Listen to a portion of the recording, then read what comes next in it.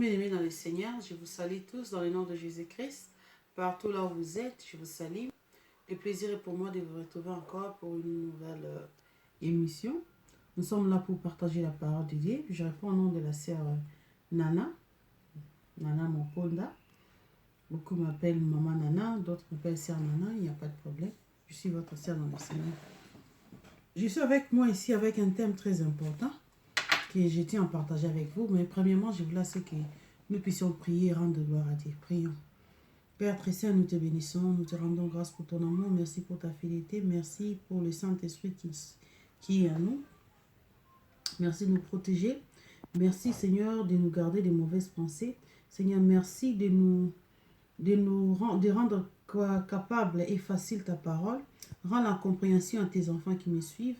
Laisse que ta paix garde tout un chacun de nous et que ta protection divine soit avec tout le monde. Dans le nom de Jésus-Christ, j'ai ainsi prié. Amen.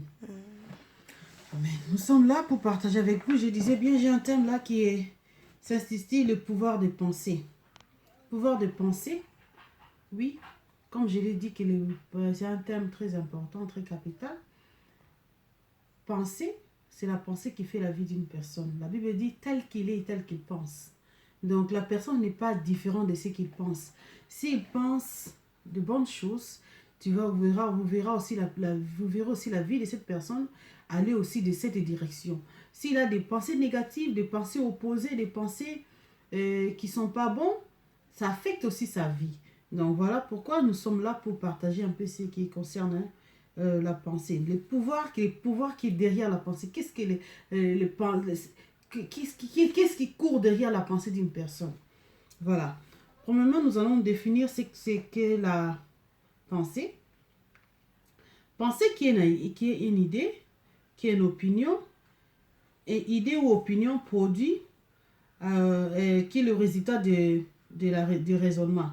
Donc, les pensées arrivent, ça peut arriver soudainement dans votre tête, ça te vient dans l'idée, par rapport à ce que peut-être tu as vu, ce que tu as entendu, et ce que tu regardes, ce que tu vois, c'est ce qui fait de ta pensée.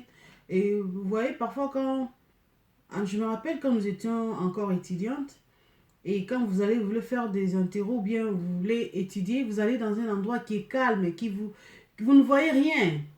Vous avez de l'heure là, ça vous donne un bon moment pour raisonner, d'être concentré avec ce que vous faites. Parce que ce que vous regardez dans vos yeux affecte aussi votre raisonnement. Donc c'est ça. Comme la définition le dit, la pensée et le raisonnement est produit. Ce sont l'image de votre pensée. Donc, l'image de votre pensée qui est le résultat de ce que vous avez entendu. Par exemple, là, vous avez passé votre enfance, ce que vous avez entendu de la vie, ce qu'on vous a parlé de l'église, ce qu'on vous a parlé des hommes, ce qu'on vous a parlé des pays, ce qu'on vous a parlé de quoi que ce soit, affecte votre vie, affecte votre pensée. Donc, c'est ça. En tant que chrétien, il est vraiment important que nous puissions raisonner, nous puissions tirer notre raisonnement à la base de la parole de Dieu. Alors, nous devons, parce que à cause du raisonnement, quelqu'un qui raisonne doit venir, cet raisonnement, après avoir raisonné, tu fais sortir un concept. Tu viens avec une idée que tu mets en public. Ah, j'ai pensé, pour moi, je crois que à cause de ceci, c'est là, c'est à cause du raisonnement. Donc voilà. En tant qu'enfant de Dieu, il nous est conseillé, la Bible nous conseille de penser à l'alignement de la parole de Dieu. Nous allons lire dans le livre de Philippiens, chapitre 4, que je vais lire, parce que je n'ai pas vraiment beaucoup de temps. Chapitre 4, verset 6, je lis. Do not worry about anything, c'est en anglais, mais je vais traduire. La Bible dit, do not worry about anything, ça veut dire ne vous inquiétez de rien. Ne vous inquiétez de rien. But pray and ask God for everything. Mais prie et demande à Dieu tout ce que tu as besoin. Et il dit, and always give thanks. Toujours dire merci. And God's peace will keep your heart and minds in Christ Jesus. Et la paix de Dieu va garder tes pensées et ton cœur en Jésus-Christ. Voilà. Donc la Bible nous demande, nous recommande de prier. Quand vous avez des inquiétudes, quand il y a des choses qui ne marchent pas, la Bible ne dit pas de pleurer. La Bible ne dit pas de commencer à penser à nos parents. La Bible ne dit pas d'insulter. La Bible ne dit pas de nous condamner. Quand il y a un ça ne va pas, ne vous condamnez pas, mais priez. Et Dieu va garder votre cœur et votre pensée. Pourquoi? Parce que dans votre cœur, c'est là où se trouve le pensée. Et le cœur, c'est dans votre âme. Souvenez-vous que l'homme a 3 parties. Il y a l'esprit, l'âme et le corps. L'esprit, c'est là où, quand une personne est née de nouveau et doit donner sa vie à Christ, le Saint-Esprit a possédé son esprit. L'âme, c'est là où se trouve son raisonnement, son cœur, ses pensées, c'est dans l'âme. Qu'est-ce qui s'est passé dans l'âme? L'âme a été pardonnée. Tes péchés ont été pardonnés. Ton esprit, tu es devenu une nouvelle créative. Voilà pourquoi, quand on parle de nouvelle créative, d'autres personnes disent, mais Azala Randin Azala, il est toujours de même, il n'a pas grossi, il n'a pas grandi. Non, ça touche l'esprit. C'est ça la nouvelle naissance, ça touche l'esprit. Maintenant, le corps, lui, il ne fait rien. Il dépend de ce que l'âme lui dit de faire. C'est parce que là, vous voyez qu'il y a des chrétiens charnels et des chrétiens spirituels. Pourquoi? Si tu veux marcher selon la chair, la Bible dit, si tu veux marcher selon la chair, tu ne accompliras pas les désirs de l'esprit. Non, il faut marcher selon l'esprit en tant qu'enfant de Dieu. Voilà. Non, c'est ça. En tant qu'enfant de Dieu, nous tirons notre perspective dans la parole de Dieu. Ce que la parole de Dieu nous dit, c'est de là que nous raisonnons, c'est de là que nous tirons notre pensée, c'est de là que nous faisons notre vie. Et on continue encore dans le verset 8, la Bible dit, Brother, continue to think about the things that are good. Elle dit, frère, bien-aimé, continue de penser à propos des choses qui sont bien. Des choses qui sont bien et des choses qui sont importantes. Il dit, think about the things that are true and honorable. Il dit, pense à propos des choses qui sont vraies et puis qui sont honorables, qui sont pures et qui sont correctes, qui sont jolies et qui sont respectables. Voilà pourquoi ce n'est pas bien pour un bien-aimé de suivre des choses qui ne sont pas importantes. Des vidéos qui insultent, qu'est-ce que ça t'aide? Ça ne t'aide pas. Aujourd'hui, nous avons notre média, des gens qui savent insulter. Je ne sais pas, c'est un diplôme, c'est un honneur. Des anti-valeurs qui deviennent aujourd'hui des valeurs. Vous avez le plaisir de regarder des vidéos qui insultent. Ça va t'aider en quoi? Ça va t'aider à insulter. Tu ne fais qu'ajouter dans les... comment on appelle ça? Des vocabulaires qui t'insultent que tu n'avais pas. Tu ajoutes, tu apprends encore à insulter. Et quand tu écoutes, ce que tu écoutes, ça va t'affecter. Le fait que tu as écouté beaucoup, tu vas aussi parler.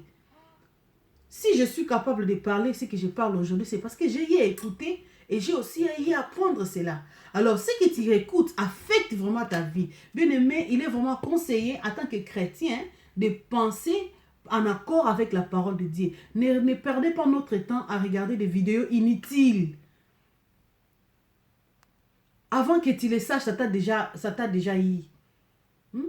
Comme les Anglais, before you know, you've already gone. Avant que tu les saches, que tu comprennes, tu es déjà parti, commence à parler comme eux.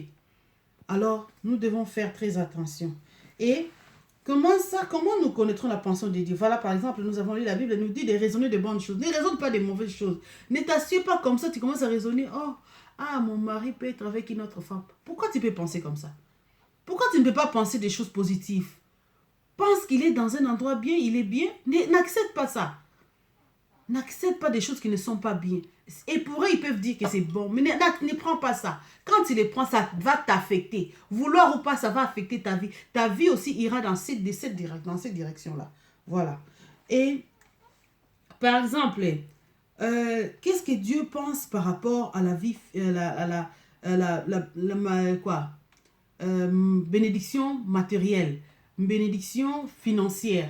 Aujourd'hui, beaucoup de prédicateurs prêchent que non, Dieu ne veut pas assez. Pourquoi les enfants de Dieu, au lieu de chercher le royaume des cieux, ils cherchent d'abord l'argent, et ceci, cela. Est-ce que Dieu va, c'est que nous soyons bénis? Non, non, non, bien-aimés. Nous devons d'abord voir la Bible. Qu'est-ce que la Bible nous dit par rapport à la finance? Est-ce que Dieu veut de nous que nous puissions être des pauvres? Même pas. Même pas. Qu'est-ce que Dieu dit dans sa parole concernant quoi?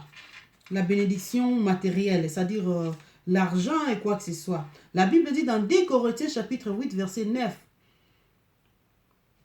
il dit, je lis, for you know the grace of our Lord Jesus Christ, that being rich for the sake of you, he became poor, so that through his poverty, you may become rich. Praise the Lord. Ça veut dire quoi? Vous connaissez l'amour de Dieu, j'ai traduit.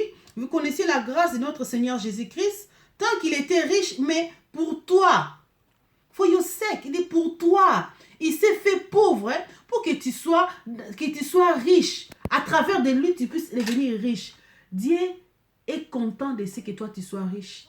Dieu ne veut pas que tu puisses béguer et tu puisses quémander. Ça, ce n'est pas un enfant de Dieu. Regardez le raisonnement de Pierre. Quand il a vu ce paralytique devant l'église, demander l'aumône, demander un petit... quelque chose, je ne sais pas pour en manger quoi. Il attendait une pièce de lui. Mais il a dit, ce que j'ai, je te le donne au nom de Jésus. Lève-toi et marche. Dieu ne veut pas que tu sois gardé dans les bondages. On peut te donner un petit quoi, ça va te servir un jour. Mais Dieu veut à ce que tu sois capable, que tu sois... Il veut à ce qu'il est venu pourquoi? Pourquoi Jésus-Christ peut quitter le ciel et venir ici sur terre? Il est venu pour que tu puisses avoir une bonne vie. La Bible le dit même dans le livre de Jean chapitre 10, verset 10. Que le voleur ne vient que pour dérober et détruire. Mais moi, je suis venu afin que vous ayez la vie en abondance.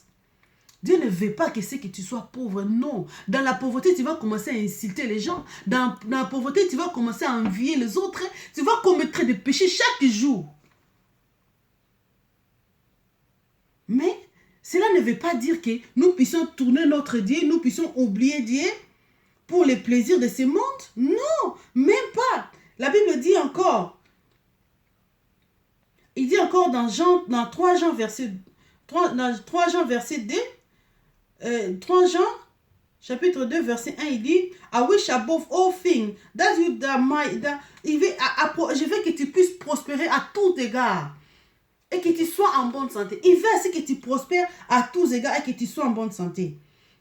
Dieu ne veut pas que tu puisses avoir un raisonnement que non, en tant que chrétien, tu n'as pas besoin d'avoir, tu ne peux pas être propre, tu ne peux pas être présentable. Non, mais raisonnons un peu. Et la Bible dit, méchants que vous êtes, vous savez donner de bonnes choses à vos enfants. À combien plus fort que moi, votre Père qui céleste. Ça veut dire quoi? Si tes enfants sont sales, qu'est-ce que toi, tu t'arranges? Ça t'arrange que tes enfants puissent manquer à manger, mais tu cherches toujours pour eux, non? Alors combien que notre papa peut vouloir que nous puissions manquer. Mais ce n'est pas ça, notre raisonnement. Non, nous ne pensons pas manquer ou quoi que ce soit. Dieu ne veut pas que nous puissions avoir de tels raisonnements. Dieu ne veut pas que nous puissions avoir des raisonnements de pauvreté. Oh, je ne saurais pas. Non, Dieu ne veut pas ça. Il veut assez que nous puissions avoir un raisonnement pur et un raisonnement, oui, j'ai tout ce que j'ai besoin. Comme l'apôtre Paul pouvait le dire, j'ai pris tout par celui qui me fortifie. Même si je n'ai pas encore, ça ne veut pas dire que je suis pauvre. Non. Je sais ce que je suis. Je sais ce que Dieu a fait de moi. J'ai dit en moi. Non. Pour avoir la divinité en soi, ce n'est pas quelque chose de petit. Il ne faut pas négliger ça. C'est vraiment important. Et la Bible dit quoi? Il faut nous puissions savoir. La Bible ne veut pas dire que nous puissions raisonner de petites choses. Qu'est-ce que vous allez manger? Qu'est-ce que vous allez voir? On va lire le livre de Matthieu, chapitre 25, non, Matthieu 6, versets 32 à 33. Qu'est-ce que la Bible dit par rapport à son royaume et par rapport à la richesse? Voilà. Matthieu, vraiment, je suis déjà en train de chuter par rapport à mon temps. Je voudrais vraiment que cette vidéo soit courte, pour que vous puissiez la regarder. Voilà. Je lis le verset 32, chapitre 6, verset 32. All the people who don't know, tous les gens qui ne savent pas, God keep trying to get these things. Donc, tous les gens qui ne connaissent pas Dieu, qui cherchent à voir ces choses. And your Father in heaven knows that you need them. Il dit, ton Dieu au ciel sait que tu en as besoin. Quelles sont ces choses? Ces choses commencent à partir de verset 25. À partir du verset 25, si tu lis le même chapitre, chapitre 6, verset 25, tu vas voir les gens qui se demandent qu'est-ce qu'on mange, qu'est-ce qu'on va manger, qu'est-ce qu'on va boire. Dieu dit, est-ce que les oiseaux du ciel qui ne font rien, mais ils mangent, ils les nourrissent, ils les vêtissent, à combien peut faire raison toi une personne? Donc ça veut dire que ces choses-là qui cherchent, oh je veux manger quoi, oh qu'est-ce que je veux me vêtir, ce sont les païens qui les cherchent. Mais toi qu'enfant de Dieu, ton Dieu sait que tu en as besoin. Donc il avait déjà mis la provision pour toi. Parce qu'il savait que tu en auras besoin. Toi qu'est-ce que tu dois faire? Tu dois garder confiance en ton Dieu. En verset 33, il dit, the things you should want is most God's kingdom and doing what is God wants. Then all these other things you need will be given to you. Praise the Lord. Il a dit, il nous demande premièrement de chercher le royaume des cieux. Il dit, cherchez d'abord premièrement le royaume des cieux et sa justice. Et le reste vous sera donné par d'ici. C'est-à-dire, les pambolis, ce sont des matabis, ça s'ajoute. Ça nous suit. Nous ne travaillons pas dur pour avoir, non. Ce que nous devons travailler, c'est pour à propos de l'évangile. Mais être sûr que tout le monde soit affermi, être sûr que tout le monde puisse recevoir Christ, être sûr que tout le monde puisse être sauvé. Il ne veut pas que nous puissions avoir des raisonnements. Oh, si je ne sais pas qu'est-ce que je vais manger, je ne sais pas. Non, il ne veut même pas aussi non plus que tu puisses avoir peur. Bien-aimé, ce que j'avais comme message à vous dire, c'est ça. Donc Dieu ne veut même pas que tu puisses avoir peur. Dieu ne veut pas que tu puisses penser échec. Tu ne puisses penser pauvreté, tu ne puisses penser que je ne peux pas. Voilà pourquoi Job peut dire, Job a dit, je sais que mon Dieu peut tout. Je sais que mon Dieu peut tout. Mais qu'est-ce qu'apôtre Paul a dit? L'apôtre Paul dans le livre de Philippiens, il dit quoi? I can do all things through Christ who strengthens me. Dans le même chapitre là de Philippiens 4, ici nous allons dans le verset 9 à 10. Jusque-là, vous allez voir là, Paul dit, je peux tout ici, je peux manger, je sais avoir faim, je sais être rassasié. Je peux vivre dans n'importe quelle situation, dans n'importe quelle condition, je peux tout par celui qui me fortifie. Parce que Jésus-Christ en moi, il me fortifie. Je ne peux pas manquer parce que je suis enfant de Dieu. Donc, l'argent, les richesses nous appartiennent. Donc, c'est ça. Nous devons comprendre ce que Dieu veut de nous. Avoir des richesses, ce n'est pas un péché. Mais connaître d'abord Christ. Donner priorité à son travail, au royaume de Dieu. Ce qui est, par exemple, propager l'évangile. Comme je l'ai partagé comme ça, d'autres peuvent distribuer. Quand vous distribuez, celui qui a prêché, celui qui a distribué, ils font le même travail. Donc voilà, c'est ce que j'avais comme message à vous apporter. Merci de m'avoir suivi. Et que le Seigneur Jésus-Christ vous bénisse et qui garde vos cœurs purs. Que vous ne puissiez plus jamais avoir de pensées négatives. Soyez bénis. Ciao.